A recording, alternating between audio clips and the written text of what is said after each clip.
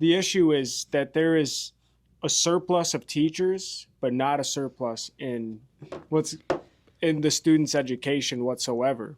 And this is an issue because you can kind of see where all that money's going to, but at the same time, they don't have any receipts for this kind of stuff. It's like if I were to go work a job and my job gave me a credit card, I need to get a receipt to prove and back up this is what I purchased. These people do not have to do that. They're not doing that. There are billions of dollars, trillions of dollars unaccounted for that they don't have any type of proof of what it went to. And some would argue that's a look of wasted money because I call it racketeering and fraud. It's like straight up RICO. If we were doing that, we would be in federal prison for the rest of our lives. Just think of it that way. But they do it and pass it off as, oh, it's for the children. And this is also a big thing that Doge has been doing. They've been going through the Department of Education because the Department of Education is full of fraud, waste, and abuse too.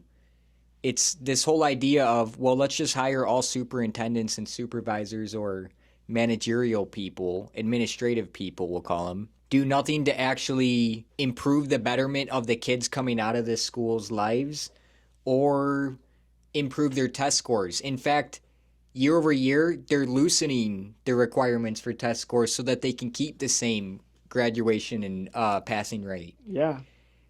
I'm just going to flat out say it. They're making our kids retarded. Yeah, but they're just lowering the standard, so you're not going to be able to tell.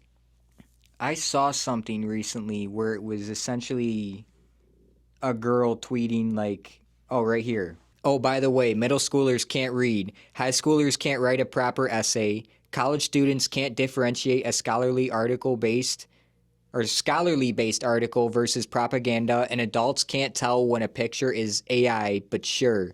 Get rid of the Department of Education. And then, all caps, LOL. She just made the best case for getting rid of the Department of Education because what she failed to fully understand is that all of that is true right now.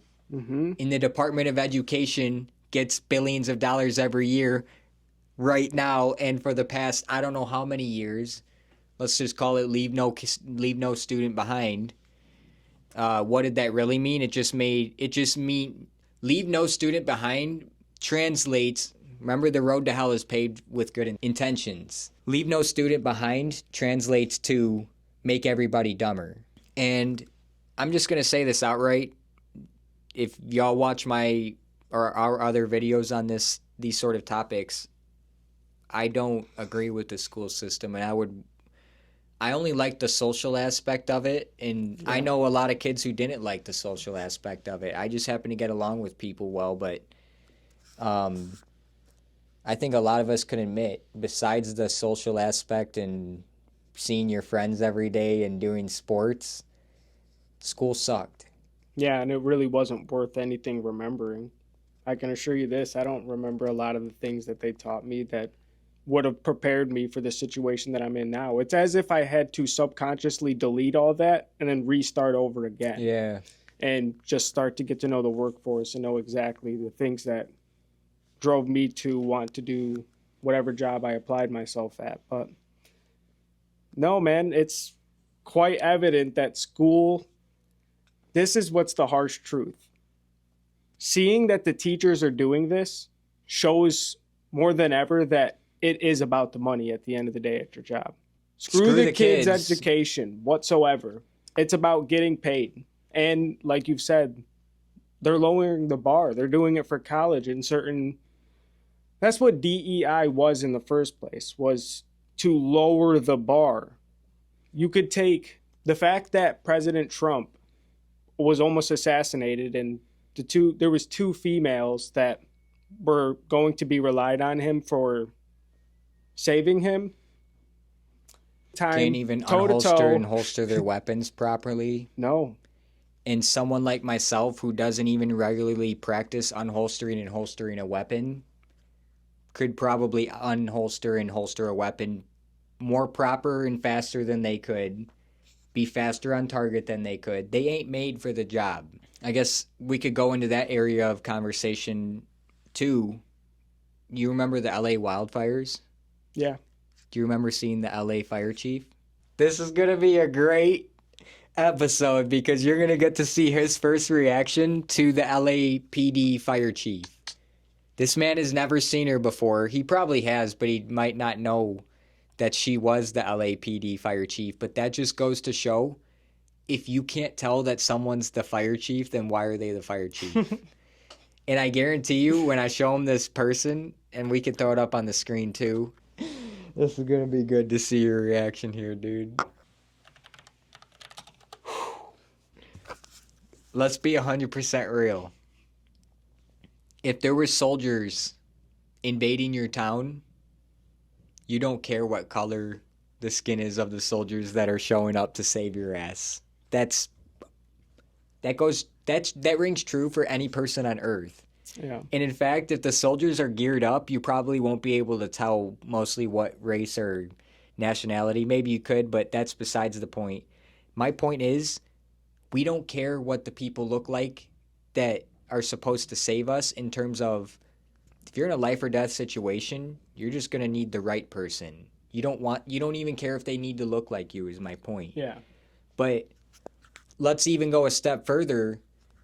If your town was getting invaded by a whole bunch of military-aged men, and the military that came in to defend your town was a whole bunch of middle-aged women, let's just say 20 and 30-year-old women, you would not feel confident.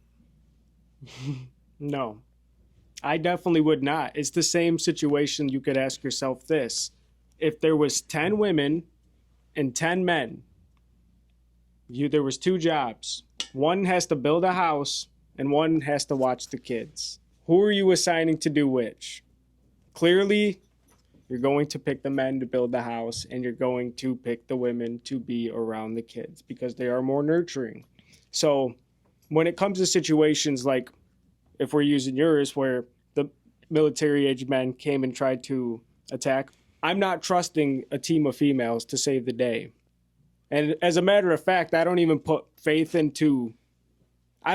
my hopes into faith. I just put it into my own hands. That's kind of how I've been operating lately. And that's not coming from a place of ego. I would say that's coming from a place of understanding your place in the world, and that you only have control over this. Mm-hmm. That's what he's saying by that. Yeah. I just wanted to make that clear, but I also want to ask you something else then. Let's say those people building the house are taking care of the kids in your situation. Let's say it was a life or death situation and they needed a shelter immediately, and it was getting cold out and things of that nature. And one of the girls piped up and said, well, actually, I want to help build the house. What do you think they would tell her? Go on now. You must be this tall to ride.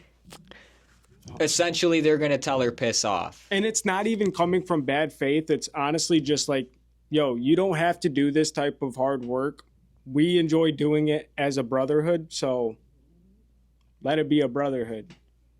And what has the past 20 years of our lives been? Women infiltrating men's spaces. Basically trying to take over. You could argue that it goes both ways with transgender men taking over women's sports. But I'm saying in the sense of gaming. Gaming was a guy's thing. Yeah. Absolutely. Y'all, full stop. Gamer girls were not a thing 10, 15 years ago. They simply were not. And I'm saying in the sense of... I know exactly what you mean. I'm saying. Like, I guess growing up with a family, your sister was not the one playing the game. I feel like almost anyone can really recall that 15, 20 years ago. Yeah, for sure. And what has the past 15, 20 years been? Companies figuring out how to include women more in men's spaces. And we didn't ask for that. Just like in a previous episode where we talked about living in a small country town, we didn't ask for a call center to be put up across the street from us or things of that nature. Yeah, so it's the whole sense of men can't have any places alone. It's always got to be infiltrated, like even podcasting. Podcasting's a men's thing. Mm-hmm. And I'm going to be real, Candace Owens is probably the only girl podcast that I listen to. Yeah. I'm just saying that. I mean, I just look at a lot of the women that do podcast, and they don't really have anything to offer me of value, I guess. Men, we were talking about men and women doing different things, and playing video games. Isn't it funny that it's the same as if, let's say, we go to the bar, the women just sit at the bar. They don't necessarily play darts too often. Like, I've only played darts like that. I guess if I go there with my boys, the girls are usually sitting there doing girl things while men are hounding around with pride because they're with their troop. Mm-hmm. So, I don't know. I think you could see that as some type of paradigm shift possibly coming in the future, where if things do continue on course, that women are going to start adopting more of the affiliated thinking of things. And I just want to say, if girls want to be in the military or firefighters or police officers, I would stay more out of the line of the duty or the front line. I mean, I myself am not even that big of a person, and it comes down to DNA. It comes down to biological differences, which we have to accept there are plenty of. Yeah. And even me being as lightweight as I am, I could still outpower or overpower, I would say, a majority of females. Oh, absolutely. And let's just put this in perspective. I'm not trying to call anybody out, but I weigh substantially less than this, and I know you weigh less than this. The average female in America right now, I think, is 160 pounds.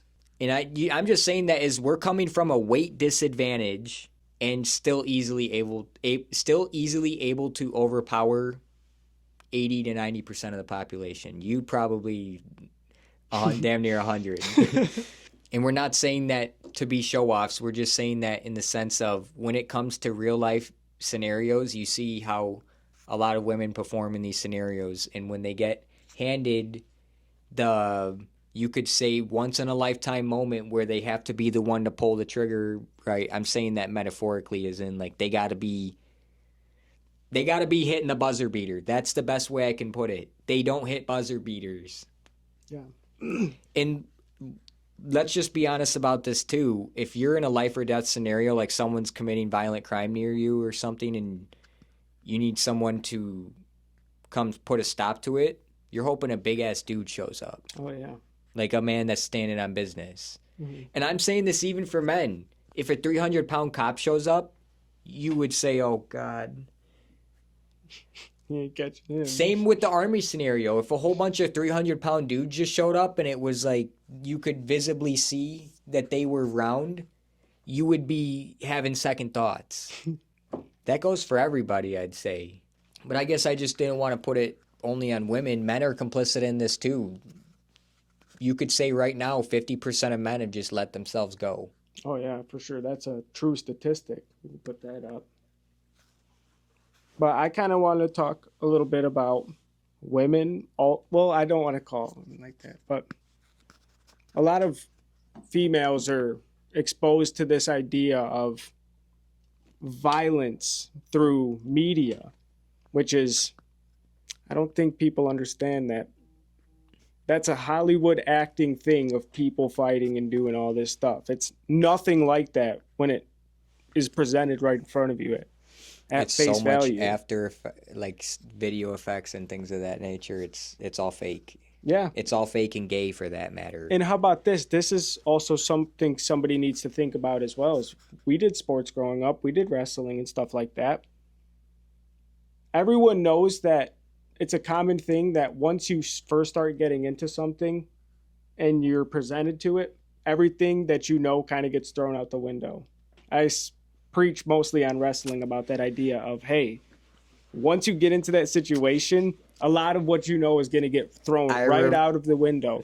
And I remember that. Yeah, having a lot of ideas, having these ideas that you could course through your mind are not necessarily beneficial when you're comparing it to a violent movie, which it's not comparable to because that's not real. Are you saying like them comparing moves that they see on YouTube or movies and thinking that they could do that to a man in real life in that sense? Yeah. Like it doesn't pan out. Your best scenario is just never get in the situation in the first place. Exactly. Like, it doesn't deem on the idea of true violence.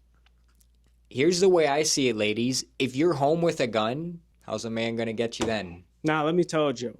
This is I'm what just you're being serious, though. If you're home with a gun, taking care of a kid, who's going to hurt you? Now, if you're out stumbling drunk, walking out of a bar, who can hurt you then? Anybody who takes the opportunity. You have to realize you're already weaker as it is, and now you're taking something that makes you feel like out of mind and basically not yourself. Zero inhibitions, completely disoriented. I'm just saying it in the sense of no one can hurt you when you're home doing what you're supposed to be doing. I want to say a joke that your dad told me. I'm sure you remember what it is, but this cop pulls over an old lady, and the old lady was asked the question by the police officer, is there firearms in the vehicle? And she says, yes. He goes, okay, what's in the vehicle? She says, 2 ARs, 4 pistols, 5 shotguns. And before she could say anything else, he goes, damn, what are you afraid of? And she goes, absolutely fucking nothing. That's the truth. You've said this before too, though, is you're not scared of the gun, you're scared of the person behind the gun. Same thing with AI. You're not scared of AI. You're scared of the person who's going to use AI against you. Mm-hmm. Because if you had complete knowledge of how AI works and what it's capable of, and you were in complete control of it, you wouldn't be scared of it. Well, Or if it was making you $20K a month, you wouldn't be scared of AI. You're only scared of things that you don't understand. Yeah, we can bring up an example of it being used against somebody that we just brought up. Wasn't there a crackhead named Rabbi Shmuley? And he made some type of AI to use Candace Owens on it? I didn't hear about that one specifically, but knowing who he is, I would not put it past him. Well, I want to touch on something earlier. When you brought up the house scenario, and I talked about if it was a life or death situation. Life or death situation, you got 10 men, 10 women, and you need shelter because it's getting cold and there's babies laying around. And basically the scenario is, how are you going to dole out who's taking care of the babies, who's hunting, gathering food, who's gathering wood for fire, who's building, all of that sort of stuff. Full stop. The men are going to be out hunting, building the shelter, and all things of that nature. And like we said earlier, if a woman piped up and said something to the contrary, well, in a life or death situation, you're going to politely tell her to piss off and go grab the kid. I think biologically she can't. I think that personally, that if that was forced upon a woman to be in that type of situation, she is just programmed to save baby. Well, I wasn't done yet. Now, what happens if you say, okay, ladies, you can be in this life or death scenario, or you can go to college, get your own job, get money, and just buy a house. Effectively, what I'm setting up in this scenario is the men are no longer required for food, for shelter, for provisioning. They can just go scroll through TikTok and get all the provisioning they need. Or they can go to 8 years of college and get all the provisioning they need. I will say this, that's now a paradigm shift of where it's changed, though. It wasn't always like that. Now it's a point where it's been happening for decades to where it feels normal. But this was never normal whatsoever. I've said it in the past. If you give a kid the option to play video games or the option to, let's say, go to a 9 to 5, the kid's going to pick video games. Mm-hmm.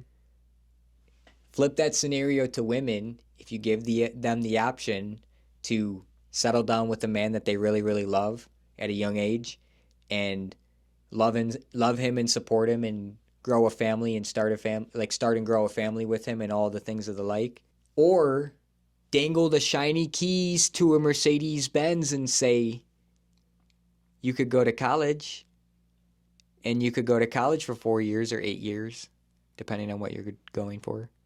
And then you could go into this career for 10 years. And then after like 10 or 15 years of doing this career, you'll have enough money to start a family at the young age of 35. That sounds like a good age to start a family. Listen, ladies, if a woman is watching this, please take this from the heart right now. If you take anything from this, please take this part. They're lying to you when they say they can freeze your eggs and get you pregnant at older ages. You need to do more research if you've been told this information, because they're lying to you. They're trying to get you to put it off to that age so that when you do get that age and if you do end up infertile, all they can say is, well, we told you about the risk. You only get one opportunity in this life to be young. One freaking chance to be young. Mm-hmm. Once that's gone, you're going to be just looking at everything that could have been, which leads to a life of despair. And I just wanted to get that out there, because essentially what I'm saying is we're giving women the option between starting families at a young age with a man that they really, really love, or Mercedes-Benz, nice keys to a house, nice purse, nice clothes. You get exactly what I'm saying. What do you think they're going to pick? Now let's look at the men's situation. Did you get to pick? No. You just put your head down and said, all right, I'll do it. So I just want to, this all ties back to schools, the property tax, waste, fraud, and abuse. Most of the teachers are women. And I would argue that a lot of teachers in schools today graduated high school, went to college, graduated college, and went basically straight into teaching. What real world experience are they providing to the children? If anybody has kids that's watching this video, look at your kids' homework and tell me how any of that applies to the real world. And we've said it before, the schools are giving your kids made up problems that the teachers made up and telling them to solve them. My whole point to all that is, if you're going to make them solve problems, try to make them solve problems that could actually have real world implications. Yeah. When you make them solve problems that they don't see the importance of, even if it is important knowing Pythagorean theorem, if you don't show them the importance of it, they aren't going to care about it. You get to a point now in modern society where 2/3 of kids in 4th grade can't read, and you have to sit back and ask yourself, why am I paying thousands of dollars a year in rent to the state in the form of property taxes to basically pay for a whole bunch of women to teach kids bullshit and drive around in fancy SUVs while they're doing it? It makes me sick. Like it makes me, I can't even describe the way that I feel thinking about this, because it's the whole sense of, look at the schools in Texas that have professional level football stadiums. You're not there to play football. You're there to be educated. I can't think we lost the plot. We lost the plot. They're focusing on more entertainment and branding around an athlete instead of actually creating inventors and creating thinkers and creating thought-provoking individuals. Well, they're making copy-paste people by putting them through the exact same program. They're all given the same options of either work or college. And then simultaneously told to go out in the workforce and come up with more money than their parents needed to and then go buy a house. With the same skills and the same information. Yeah. How is it possible? Full stop. The houses going up in price is because of the appraisers over-appraising the houses on purpose as to collect as much property tax revenue as possible in order to fund these schools. It's all a scam. They even have this school in Texas that funded, like, I don't even remember the number, but it was like a crazy solar project that was in the hundreds of millions of dollars. And they're saying, oh yeah, when we get when we start getting money back off this solar field, we can pay off our debts and avoid bankruptcy. And the whole argument is, no, you're bankrupt now. You don't even have the money to buy those solar fields and invest in that stuff. You're just saying that taxpayers are going to pay it with their property tax. As it stands right now, and you brought this up earlier, I don't know if we got it on recording, so I'm going to say it again. 37% of Americans right now risk losing their home because of the property taxes alone. That doesn't include if their car breaks down and they need an immediate repair, they need like a major repair on their house. Have you thought about that? That 37% is just for the property tax portion of it. So y'all have to understand this. And we've said this in a previous video. So let's just summarize everything that's going on right now. Spending on schools is higher than ever. Teachers and administrative staff in schools, enrollment numbers is higher than ever. Enrollment of students, not higher, not even the highest it's ever been, let's put it that way, and not increasing very much over year. Test scores staying stagnant, if not going down. People's, what would you call it, the literacy rate going down. Now let's just keep stacking this up though. Wages stagnated. Inflation, well, that goes up every year. So yes, inflation is going to happen every year. I guess I'm just trying to go down the list. Like, this is just a cascading issue of so many things. You could go on and on with this. I'm trying to think of there was another thing. Oh, CEOs getting record amounts of payouts while they're employees. The record amount of people living paycheck to paycheck. I saw a thing today that said likely the unemployment rate under Biden administration, they likely think that the unemployment rate in the Biden administration was 24% unemployment. Really? 24%. When did that number come out? I'd have to look again. It was a Tim Pool video I watched this morning. I just sat back and I looked and I was like 24%. That makes sense. That makes sense. 1 in 4 people not working a full-time job, 100%. If you consider all of the OnlyFans creators, all of the vloggers and YouTubers and people living off trust funds and things of that nature, I would 100% believe a quarter of people are out of work and not looking for work. Or actually, I could be wrong, but I believe if you're not looking for work, you might not be counted in the unemployment number. So that number of 24% is actually probably low. But this all ties back, though. I can say all of these things, property tax, like essentially what I wanted to get at with listing all of those things out is, have we gotten through yet that the system is not designed for you to thrive whatsoever?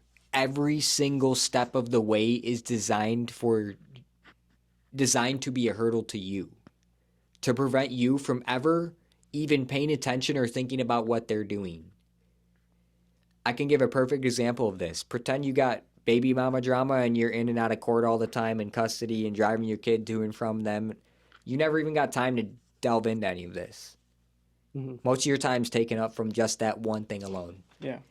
Like, I'm just trying to get to the point of there's so much that this ties to, and I'm just tired of all the waste, fraud, and abuse, and we can see it when we see fat women driving $80,000 SUVs living in $400,000 houses. You know she ain't doing a job that's worth the amount of money that she's rolling around with, is my point. And that goes for dudes too. I know plenty of dudes who are in positions that they are not. They're in positions that offer them more pay that are not best suited for the job. And before you get mad at us, never once yet have we said that we should be in higher positions or anything of that nature. Yeah. We've never once said that. We've just said, logically, and any person watching this that's worked in a big company or a lot of companies in general can say this as a fact, there are so many managers and people getting paid large amounts of money that should not be in that position, let alone, like, they shouldn't have a job. Like, job shouldn't exist. The job is just a job for the sake of the company having a job in that position. Yeah. HR. And I want to point out, yeah, we're not looking for the power, and I certainly didn't even want to do any of this because I didn't want to, unless it got really bad. And I know we've said that before, but seriously, we had no ambition to do any of this kind of stuff. We were doing a bunch of farming, and again, these are just the discussions that we have. This is where we're at, so help us help you. I also got to stress the point that although we may be vulgar in our language at times or a bit crass in our words and very direct or calling people out, we're just people. So we make mistakes like regular people. We're not trying to come from a position of like we're sitting on a throne and looking down and everyone is less perfect and all of that nature. I'm saying this because essentially what we're trying to get at is if we don't start banding together on these issues and thinking the same way, nothing's going to change. And in fact, the hurdles are only going to get bigger. And I can't exaggerate this enough. These are the people that we're paying to do this kind of stuff. These are supposed to be the people that are to serve and protect the citizens. Yet, clearly, given the choice, they're going to provide for them before they provide for anybody else. We cannot get that twisted. I can't say it enough. We are the only reason any of this exists. We pay them. This is why it matters, is because this is what your money is going to. This is how they spend it. You've went into it in the other podcast where we talk about the school system being broken. We cannot trust these people. And now is more obvious than ever that we have walked in with their pants around their ankles. Before we get too deep in the conversation, I just want to touch on something that I sent him earlier today, which was a graph from the Federal Reserve, and we can throw this up on the screen now. And it's the United States spending per year. And essentially, what this graph shows is very alarming and scary. So around 1980, which, funny enough, is, let's see, a little over a decade, I believe, a decade after we got off the gold reserve, you can see by 1980, it's already taken off a good amount. Mm-hmm. But my whole point is this has started back when we came off the gold reserve. But since 1980, even though it's going up a lot, it's steady growth. You hit 2000, there's a recession and war in Iraq and all of that stuff. 2010 or 2008 is the housing market crash. And then still kind of steady but slowly going up. Guys, we're going to throw this graph has probably already been up on the screen because I already said that we're going to throw it up on the screen. Looking at the end of this graph is very scary because what I'm seeing with my own eyes is they said there's a shift in the tide. The gravy train is coming to an end. We got to max out the credit cards as fast as possible before this ends. They're robbing us blind. And it's almost this sense of, how do I, as a person in the middle of nowhere, go against the federal government for illegally spending my tax dollars on things that are not approved? Like, what's your recourse of? How do you get recourse? How do people get punished for this? Because if this is allowed, you can't go to your work knowing that you're doing it for a good thing because people are just fraudulently sending your money all over the world without the general approval of the public, and that devalues the same dollars that you're working for greatly. And I just wanted to say this real quick before, when you see someone who doesn't deserve to get paid a lot of money, getting paid a lot of money, it feels weird to say this, but it actually devalues money. It does. It does. Absolutely. You want less of something that it looks like is rigged. That's the way I can put it. You would be like, is there a different system that I can use where the banks aren't taking a percentage of every transaction and, I don't know, my government isn't taxing up the frickin' ass every time I try to use it or spend it or receive it? I want to say it in the sense of, how can you look at a police officer and think, oh yeah, it's fine that we pay you $50K a year, but then look at an HR person and think, oh yeah, it's fine we pay you $90K a year? Where's the logic? I just don't even understand. One person's going out and actually having to put their life on the line. Like, that's a weird thing to actually think about, but thinking like, yeah, someone could try to kill me today. It's one thing to have like an occupational hazard. Like, I've had things like a pipe could blow up next to me and I could die, but it's never been a person that would be actively trying to kill you. Yeah. And you've had even worse situations of occupational hazards. But I say it's a whole nother level when you're dealing with people. People Are you unpredictable. know machines have no emotions. Yeah. So you expect them to kill when they get turned on if you're in the way. Mm. But a person I can expect hide that their from females emotions. too, though. That's the thing. A person can hide their emotions. Person has emotions. Yeah. But we also have to remember that if there's a fight and there's a woman in the background screaming, but doing nothing other than contributing a headache, we can't be that person. A solution is literally talking about it in front of a camera in the first place and trying to get people engaged to the idea of you are being robbed. We're all being robbed. Look at the US national debt. When you look at it zoomed out in this frame, since the year 2010, they took off. I'll put the document. No, I'll put it's St. Louis Fred M1. I will put it up on the screen, but You can track what the national debt is, but the M1 specifically is the money supply, mm, which is like all available cash. And you saw the graph with your own eyes. They quadrupled the money supply in 2020 alone. yeah. That should be alarming, because the way I can say it to people easily is that if you were sitting at a table playing Monopoly and someone just walked up and added 4 times the amount of money to the stack, it's going to change how much you're going to bid on properties and things of that nature. Now look around you. Look at your own wallet. Look at your friends' wallets and family's wallets. Our money didn't 4x, but the actual money supply did 4x, as in 4x increase. I don't Where did it go? keep going. I'm just asking, where did it go? I think I know mine didn't 4x. no. I could assure you mine didn't either. But I don't think we've gotten into how bad it also has gotten on the terms of how much properties are being worth now and appraised at. I'll put it up on the screen, but the normal couple will make about $109,000 a year. And if you look at the picture on the screen, you'll see that all of them are about the least amount of money you will see on this is $1 million damn near. That's wild because most people do not make that. Even if you saved up everything in 10 years with your girlfriend slaved away, you will finally hit that $1 million. My point is, if a family wanted to be able to afford a $500K house, they would then have to at least make $186,000 in order to somewhat financially be able to really support that. So it's clearly not going to get any better.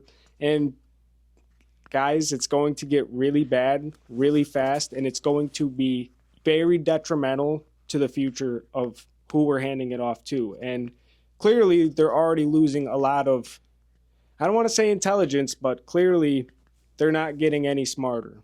So this debt right here, do you know what debt means? I'll pay you back. Exactly. Where does the money come from to pay that back? It comes in the form of our federal income tax. Basically meaning right now as it sits, each American owes about $1.1 million. That's the math. You take 31.5 trillion divided by 300 something million Americans, whatever the number is, it comes out to roughly $1.1 million of debt per US taxpayer. So if you're a wage slave like myself, meaning that you have a full-time job, you can essentially think, okay, I have a $1.1 million loan hanging over my head. Now, when you go to the store and buy groceries, it makes sense that things feel so damn expensive because your money has no value, meaning you need more dollars every single year to buy the same thing that you could last year. And that's the thing is you cannot ever truly get to a point where your dollar is really worth anything. You get a raise in your job? Well, guess what? Your property value just went up and now you owe more property tax. That alone just evened you out year over year. Guess what? Inflation was 5% last year. Now you're minus 5%. Yeah. Does it make sense that essentially what they can do is convince you that you're getting more dollars year over year and you're making more money year over year, but the things that you can buy with that money are becoming less and less and less and less very quickly? My proof to this is that you can see how quickly they printed the money and spent all the money, and it's gone. That money had no value to it because no work had to be done for that money to be attained or spent, and no goods or services had to be exchanged for that money to be spent. It was just people doing gay shit. Literally, for most of the United States aid stuff, it was just people doing gay stuff in other countries, like pushing DEI in other governments. Yeah. And you look at the which one was it? The Pentagon. The Pentagon has a $25 trillion black hole that they just overspent accidentally. $1,500 for toilet seats, thousands of dollars for soap dispenser parts, $1,500 for coffee makers, per coffee maker is my point. Yeah. These people, for many, many decades, have been scamming the United States citizens, and most importantly, the United States taxpayers. If you are a taxpayer, whether you're a business owner, whether you're a wage slave, if you pay federal income tax, which most people in the United States do, you're a part of this, as in this affects you. And even if, all right, y'all, I didn't want to get to this point I feel like this soon into the video, but our retirements are not going to be there. No. 401ks ain't going to be a thing. Pensions ain't going to be a thing. It's all going to dry up. The money does not exist today. And they're saying it's going to exist in 30 years. I'm telling you right now, the only way that it could is if they keep making up numbers, but this can only go on so long. This has to be unwound. Right now, as it sits, our kids' won't even be able to pay off this debt.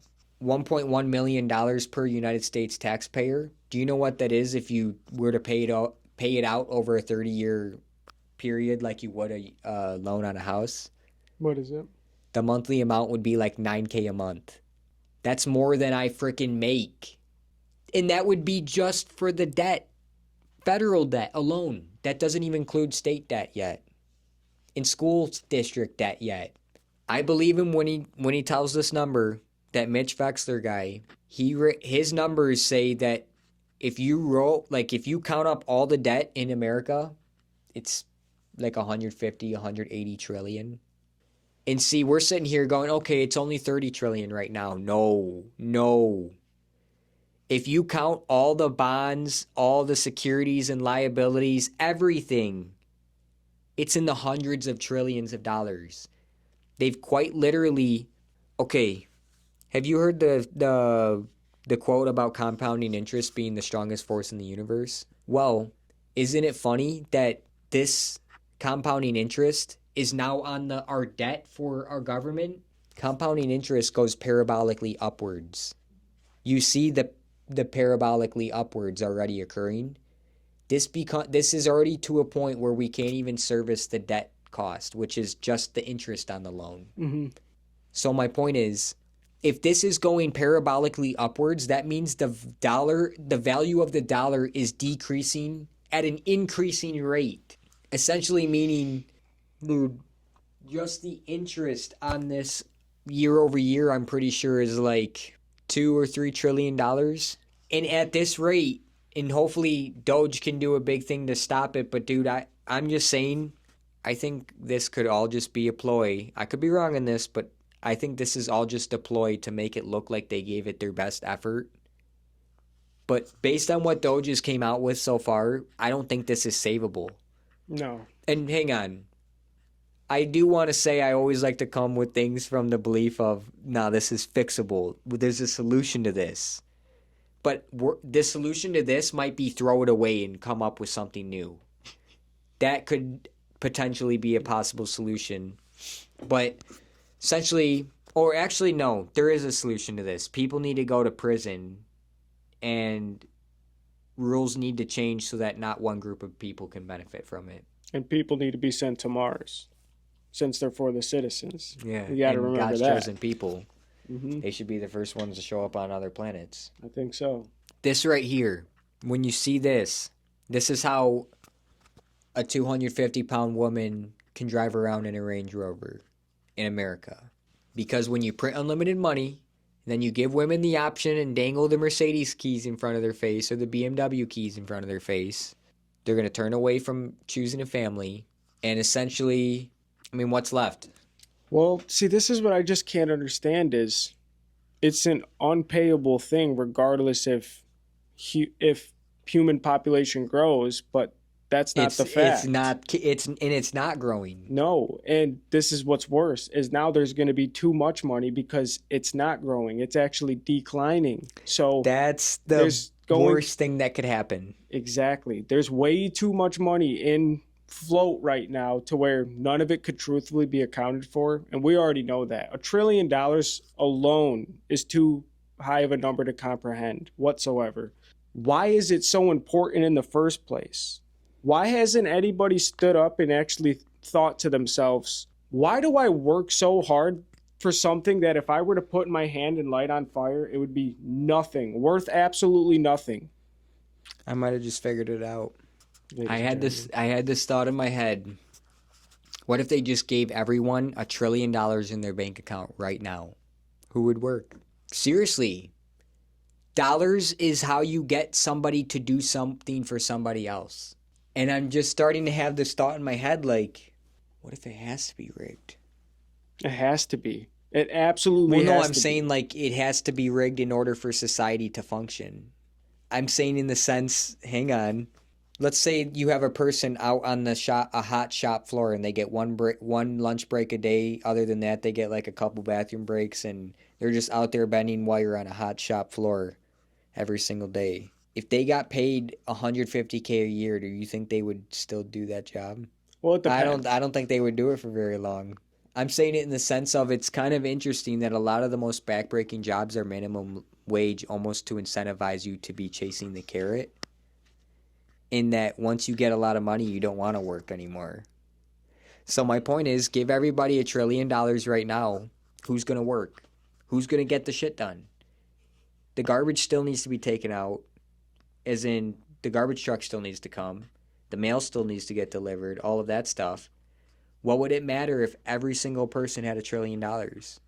And the truth is, nothing would matter because what would stop any single person from walking in a store and grabbing every single thing out of the store? $1 trillion could buy an entire state.